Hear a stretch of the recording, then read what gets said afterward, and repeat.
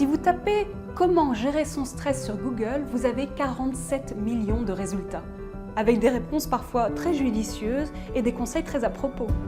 Mais de quel stress parlons-nous? Comment il se manifeste chez vous? Et surtout, quelle est son origine?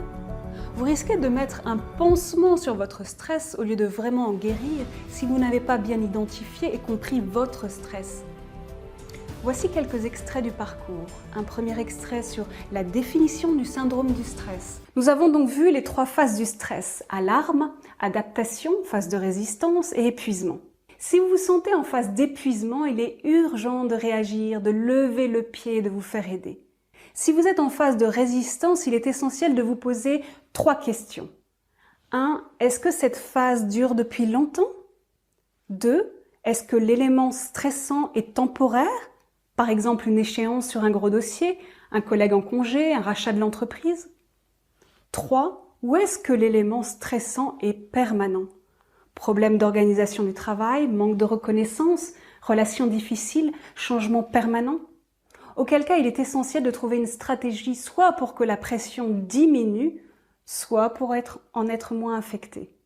Un second extrait sur les signaux d'alerte et conséquences du stress. Les conséquences physiques, émotionnelles, intellectuelles et comportementales d'un mauvais stress sont des signaux à prendre en compte avec sérieux et surtout avec amour de soi.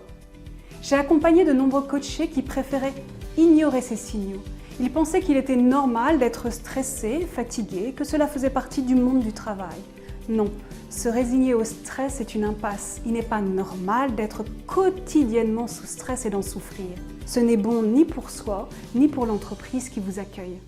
Un troisième extrait sur identifier ses stresseurs. 1. La perte. Perte d'un proche, divorce, départ des enfants, déménagement. Professionnellement, on parlera de mutation ou pire de perte d'emploi. La perte est le facteur le plus stressant de tous lorsqu'il s'agit de quelqu'un ou quelque chose qui nous est important. Vous avez envie d'en savoir plus? Je suis ravie de vous accompagner sur le parcours comprendre et identifier son stress. À tout de suite.